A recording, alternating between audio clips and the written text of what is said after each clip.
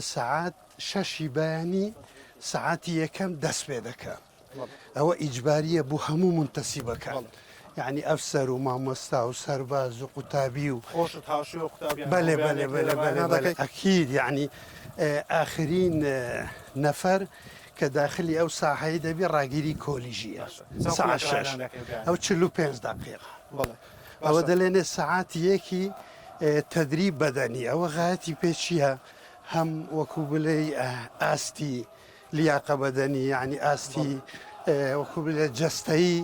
بۆ ئەو قوتابیانە بۆ ئەو منتەسیبانە بەرز بکرێتەوە باشە دوای ئەوەی کە لێرە ڕاهێنانەکان کە مشتەکان کرد ئەوە دەگەڕێنەوە پاش گەڕانەوەمان حەسب تەوقیتاتمان هەچ هەیە یعنی نانێ سوبەینیان سعاتەکانی تەدریبی سعات 8:30 نانی بەیانیانە ئەوجا ئەوە تەنها نەنان خواردنە 8:30 مەسەلەن ڕاگیری کۆلیژ لەگەڵ هەموو ئەو ئەفسەرانەی کە دێن بۆ نانی بەیانی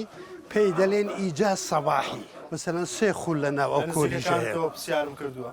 دوایەوەی کە نانی بەیانی دەخۆی کەمە قورئانی پیرۆز دەخوێنی ئەوە قورئانی پیرۆز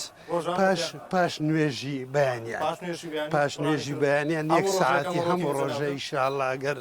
خوا تااقەتمان بدا پاش نوێژی بەیانیان پاش کە مەنهاج دەست پێ بکە 1 ساعت قورئان خوێندنە.